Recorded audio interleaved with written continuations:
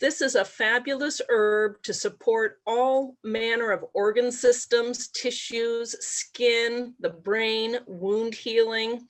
There's a vast amount of research on the plant, as well as a lot of traditional uses.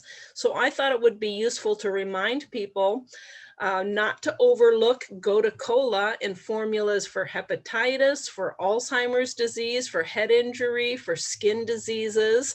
And we're about to dive in to look at some of the wonderful uses of Centella Asiatica. These saponins, Asiaticoside, Medicassoside, and their aglycones, that means just those acidic compounds that we looked at, are the most abundant triterpenoids in the plant. Any given sample of Gotu Kola can be up to 8% of these compounds. And that would be on the good side, on the robust side. They can be lower depending on growing conditions or just subspecies or unknown factors, what might make some samples have lesser amounts down to 1 or 2%. That would be less desirable plant material. Anti-allergy effects is another benefit of Gotu Kola for the skin, for reactive dermatitis, atopic dermatitis, eczema.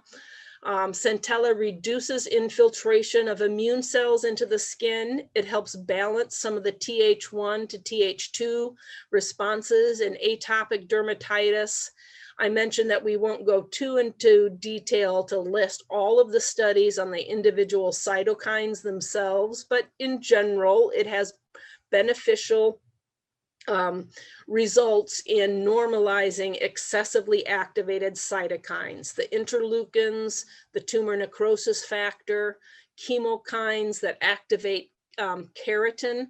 That's again part of that fibrotic process. If we start to activate keratin and get excessive amounts, that leads to keloids and fibrosis. Dupuytren's contracture.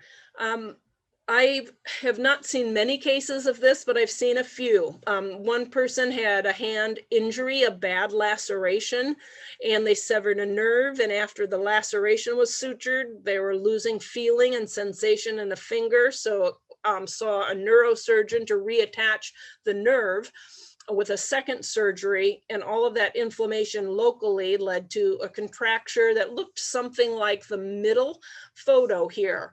And I obtained online one of the Gotu Kola creams, as well as made the Gotu Kola tea and some other ideas, calendula and hyaluronic acid and glucosamine and all the things I could think of, and it actually cured it. I think the person might be prone to have this happen in the future if they have significant hand trauma, but that ropey cord actually reversed. And here's a few studies looking at the anti-fibrotic processes of Gotu Kola. Centella may protect against pulmonary inflammation induced by cigarette smoke. Centella may limit bleomycin-induced lung injury and fibrosis progression.